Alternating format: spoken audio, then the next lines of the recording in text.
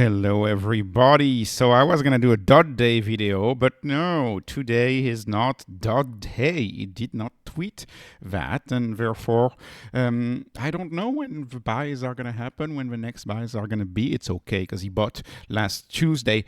I want to talk about a different topic today. I want to talk about retiring with MSTR stock, and this is specifically a video dedicated to the FIRE community. This used to be like very popular in the 2010s. They called themselves the financial independence, retire early. You had a lot of bogleheads in there. A lot of people loved Vanguard.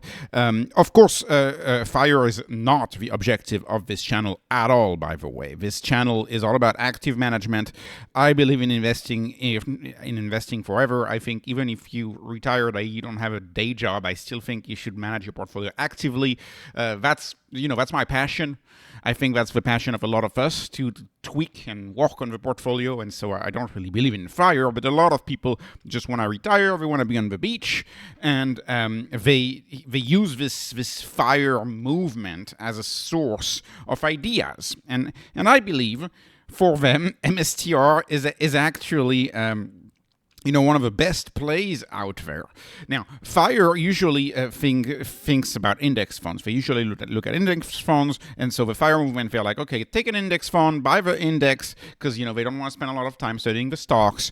They say, take the 4% rule, take your index, do 4%, and that's your safe yearly withdrawal. You can withdraw yearly, quote-unquote, safely 4% from the indices. And then they do studies.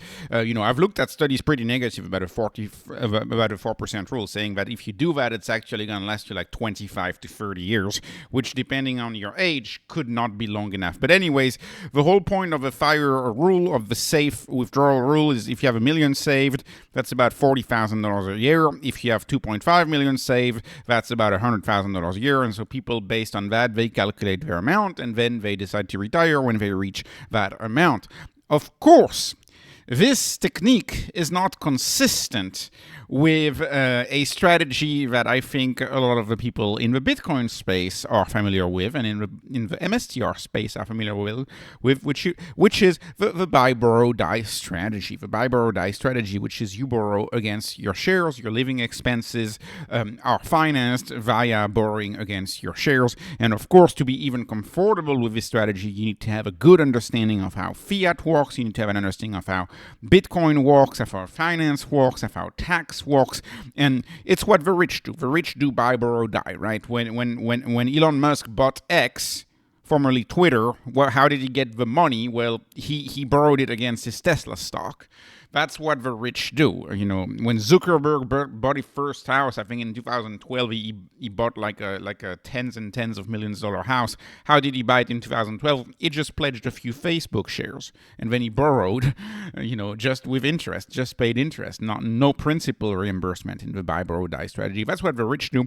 And now we have flat information. The internet is making that possible, and so a lot of people can do this, not just the rich anymore, and this idea is maturing as fiat is reaching an end. And this is like an end of fiat strategy, really. So buy, borrow, die on MSTR Common is the first way that I'm going to say one can retire on MSTR stock. Simply implement the buy, borrow, die strategy on the MSTR Common shares. And so all you need to do for this strategy of retirement is to have a big stack of MSTR shares. And once you decide to retire, maybe you start borrowing against your MSTR shares and you live with the borrowed funds. And of course, this is no financial advice, as you know, on this channel. But the question is, how much do you borrow? Well, you want to borrow as little as possible.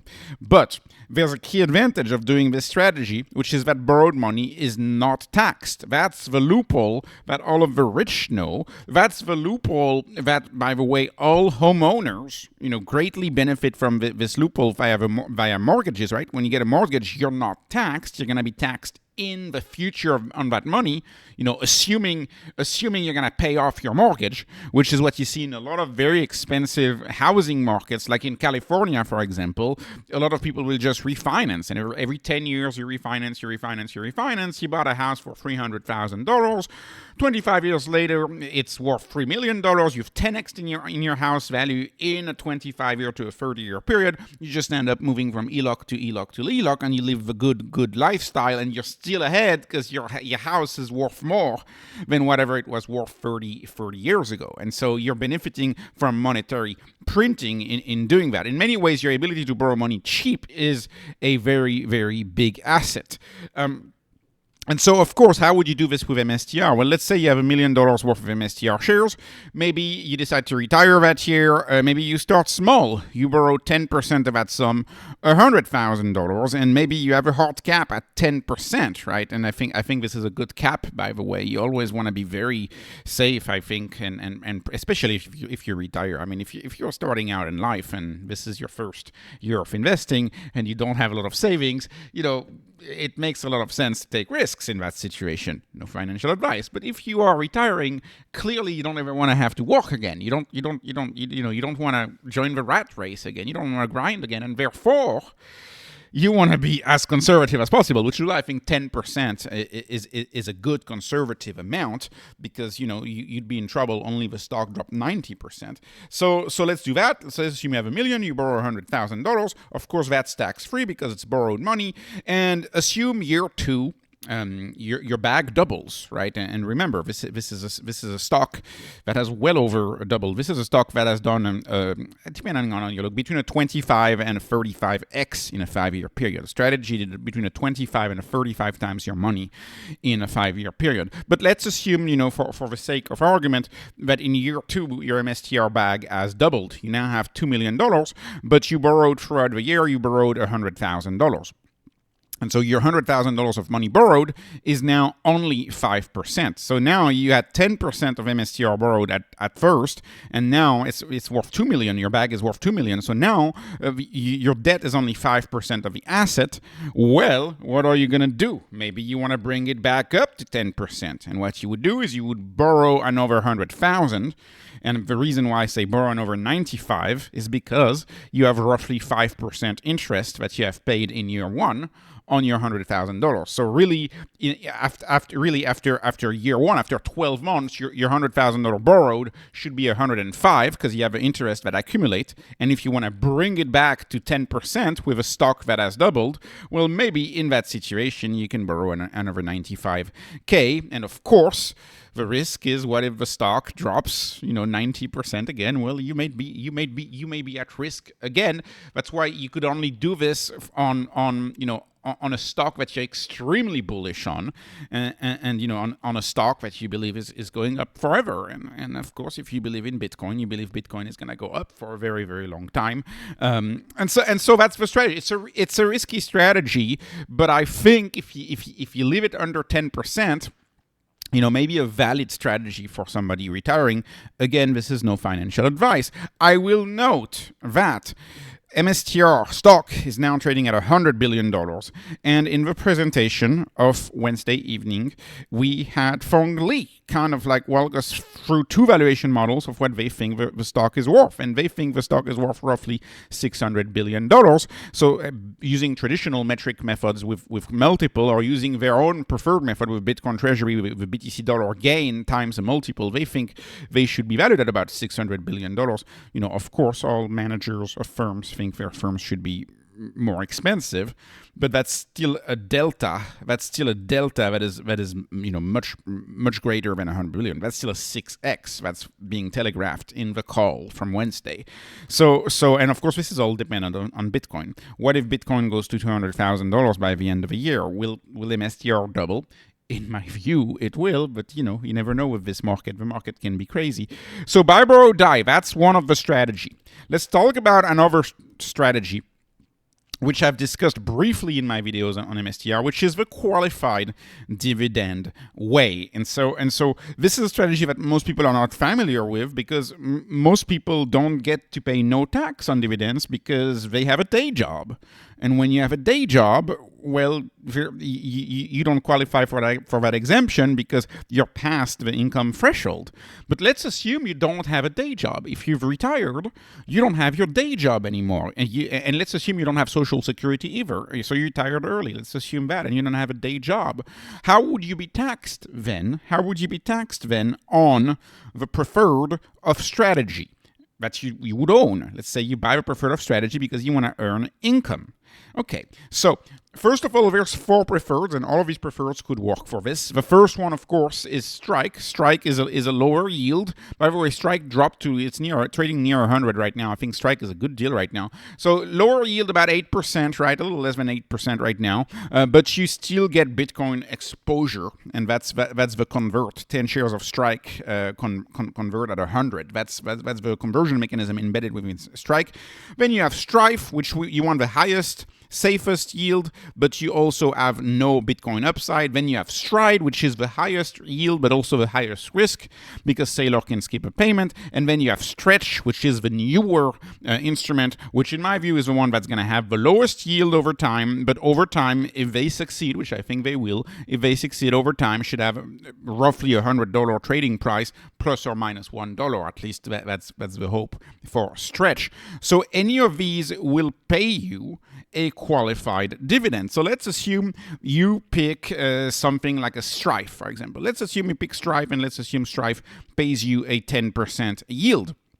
Well, if Strife pays you a 10% yield, how much money do you want to make? So let's assume you're a married couple and you want to make the maximum untaxed. And the maximum untaxed for qualified dividends for a married couple is $96,700. Again, you need to have no over income whatsoever. Just the Strike income. That's like just what you need to have, right?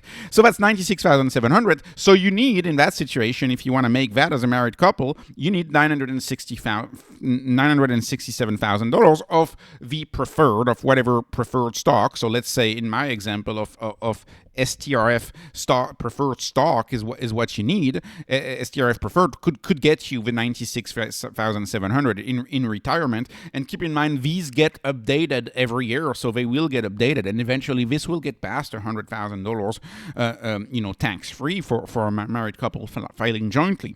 This is a gift. This is just wonderful. I mean, as far as optimization, if you're the type of person who just likes to vacation all the time and do nothing and be a lizard on the beach, like this is a gift. And this is even more of a gift if you look at how the tax code is made.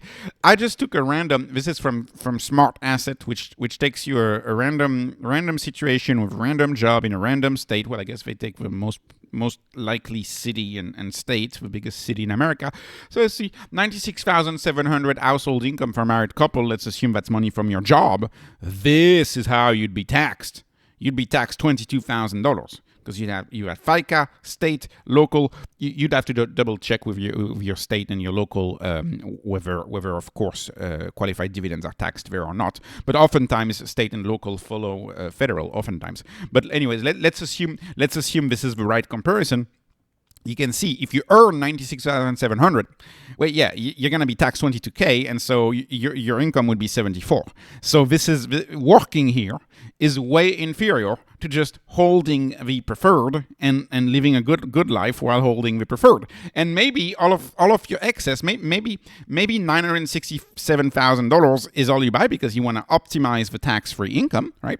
And then you just own the MSTR common. You just own the MSTR common and borrow against it. So you can mix and match these strategies and really optimize a tax-free life. No tax advice, but it's like you can really optimize that. Maybe you have saved up more. So maybe the common is the rest of your thing, or an index fund, or a triple Q, or whatever you like, S&P 500, and then Strife is just used to optimize your tax-free income.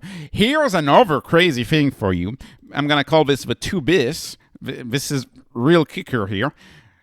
Would you guess that you can borrow? Can you do buy, borrow, die? Can you do buy, borrow, die against your preferred shares? Well, the answer to that is yes. So I've looked at a few random brokers. Of course, Robinhood. I don't know what Robinhood is doing. Robinhood doesn't have them yet. Schwab, which is another broker that I have at like 100%. Anyways, I just look at other brokers. This one is M1. So M1 has it at 75% maintenance requirement, right, for Strife and Strike. And keep in mind, so that means you can borrow against those. You can't borrow a lot, but you can still borrow against those. And keep in mind, eventually these margin requirements will drop, and it's typically around a 1 year mark. They typically like to see an asset trade 1 year for them to drop the margin requirement, and they want to see the volatility behavior, how volatile is it, etc. But eventually this will drop, and I see no reason why these preferreds, because if you look at your typical preferred fund ETF, it's 25% maintenance requirement. So eventually this will drop, which means that you could also be doing a buy, borrow, die on this. And because Stripe and Strike should increase in value as interest rates drop, and you can do the buy, borrow, die on an asset who could potentially, I mean, maybe not double, but you have potentially 50 to 80% upside on Stripe or Strike if we go back to a near zero rate environment. So I mean, this can be an outstanding investment if you ask me. And of course, how much is margin rates, right? That's a big question. So it depends where you are.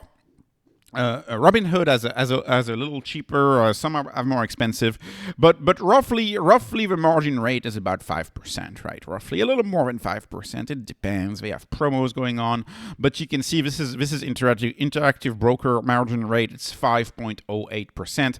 If you have say $100,000, that's 5.8%. But they do promos all the time. This is M1's margin rate. They used to have it lower. They increased it to everyone by like 1%. They're in a harvesting mode of their investors, so they increased it, but they still have a promo at 5.25%.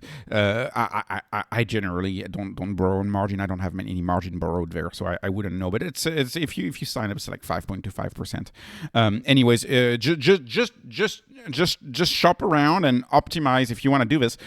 No financial advice, but just shop around and optimize for your lowest yield. Some brokers are better than others. Like clearly, a lot of the legacy players are not good on margin rates. Right? Buy, borrow, die on this is not very good. But buy, borrow, die on Robinhood, for example, has very good rates. Interactive Broker has very good rates, and I know there's quite a handful who has very good rates. So maybe your funds that you earmark for a buy, borrow, die strategy, you transfer them on the broker that has the good margin rate, right? It's pretty obvious, but still, and the good maintenance requirements. So you got to check when you choose a broker. You got to check the maintenance requirement and what's their margin rate, right? But again, you can mix and match. So think about the qualified dividend way. You can buy your $967,000 for a married couple and get that tax free, and then you can implement a buy, borrow, die strategy on your own preferred shares and get that tax-free. And then you can also, if you have spare money, and I wish all of my viewers are in that situation, then you can just own the common and borrow against the common tax-free. So again, I see a lot of genius in this instrument. I think this has a lot to offer to the FIRE person, to a person that wants to retire early. And the last but not least, the last way that you can earn money with MSTR, and again, more active but thinking of retirement, is of course the options route. And that is my least favorite strategy out of all of these. Just so you know, I guess I'm a finance YouTuber now, and there's 2 rules for finance YouTubers. Rule number 1, which I've learned early enough: don't talk about Tesla, because trolls are going to ruin your channel. And there's another rule of finance YouTube, at least in the strategy sphere and in the MSTR sphere, is don't criticize Misty. So I've made that mistake again. I'm not gonna criticize Misty.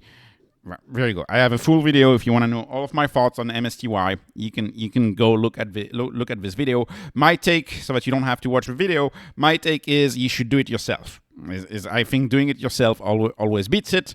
But some people, if they retire, they're like, oh, I don't want to do it myself. I don't want to learn. It's not that hard to learn, to be honest. Like you have an hour conversation with an AI, and boom, you can do it. But anyways, fine, Misty, if you like it. I mean, it's not for me. Misty is not for me. I will always believe that DIY is the way to go. And again, you gotta practice and practice small. But I think the better question, and this is a question for the MSTY shareholder and for interested in options on this stock, is if you do that strategy like it's very risky. You could lose your shares. That's my point. It's very risky. You could lose your shares. So let's assume you have a bunch of shares and you want to do the covered call strategy. Well, if you do a covered call strategy, what delta are you going to use? Right? What delta do you use? Do you use a 10 delta? So let's assume you use a 10 delta, right? So this is a screenshot from Robinhood. Of course, the markets are closed right now. But let's assume you're going to do a 10 delta. So that means you're going to earn $500 on 100 shares, right? $500 on 100 shares. And of course, and this is 47 days out actually, 45 a day, anyways, weekend, 535, that's when you would lose your shares. You would lose your shares if the stock traded beyond 535. And to take on that risk at the 10 delta, you're getting compensated $500. So what return in that is that? Let's calculate the return. So 547 days. Okay, 1.5, that's about 1.4%. I rounded it up. That's about 1.4% in 47 days, or that's 13% a year. So you're earning 13% a year on those covered call if you're able to place them and roll them and leave it on. You're able to always do that 10 delta covered call. That's what you're earning, right? 13% a day. And the key question is, could you lose your shares in that situation, right? Could you see the stock trade from 366 right now to 535 in less than 45 days? And in my view, the answer is a clear yes. Remember this video? This video was 3 months ago, almost 4 months ago. The stock went up 25% in a single day. 25% in a single day. So, and of course, if you have that trade on, you're going to keep doing that trade and keep doing that trade and keep collecting the premium. And one day, maybe MSTR will do 35% in a day or 25% in a day. And then you'll be in the red on the options position. But it gets even worse, right? What if MSTR does the same performance, as I know many of you are hoping, but let's do the same performance as we did in October 24 and December 24. The stock did more than a 3x in a period of, 60 days? Yeah. 45, maybe 50 days. It did a 3x in such a short period of time. And before that, if you go before that, and I've followed the stock for a long while, it's done these exponential moves to the upside multiple times. And so you're short on the calls, right? If you sell cover calls, you are short calls. You're hoping those calls finish worthless. And the key question is you're going to lose your share. Do you want to lose your shares? Like, what are you going to do? That's a risk that I'd be willing to, like, if you have a lot of steady Eddy stocks, or if you tell me you want to do this on the S&P 500, which is not too volatile, I'm like, yeah, that's fine. And a lot of people love doing covered calls on the S&P or on the Nasdaq, but this is a very explosive asset. This is a very volatile, explosive asset, and I would just say it's my least preferred way to earn income with MSTR. Not to mention, and I'll conclude with this, thinking about tax optimization, solution number 1, solution number 2, mix and match both solution, the buy, borrow, die plus the preferred. That's a tax-free or near tax-free solution, depending on how much preferred you buy, right? This, you're taxed to the max, right? This, you're going to be taxed to the max on this, right? It's an option. It's short-term income. The premium is taxed as short-term income. So anyways, this is a you can see why I'm not the biggest fan of MSTY. They do it for you, sure, but I'm not the biggest fan because I think you cap your upside a lot. And I'm also not the biggest fan, I guess, of doing it yourself, unless you really do it at the top. Like if MSTR 3x'd in the past 3 months, if the volume shows we are totally overextended, if it's totally a mania on MSTR on MSTR stock, then maybe doing that is a good idea. But then it's a trader. It's not a long-term investment. It's a trader. You're trading. You're trying to pick the top. You're trying to figure out the top. And what if MSTR does a Palantir on us, right? It's also possible, right? Palantir. How many people sold Palantir? Nobody fought Palantir. Palantir would still be this high, this fast, and keeps going up. So anyways, hopefully this gives you my idea on how to retire with MSTR and what I would do if I was looking to retire. I am not. I'm not looking to retire. I think retiring sometimes is not very good for your health. But anyways, this was not investment advice, not tax advice, not financial advice, no advice, just entertainment. I hope you were entertained. Please like, please subscribe, follow me on Patreon, follow me on X. Thank you for watching and have a wonderful, wonderful day.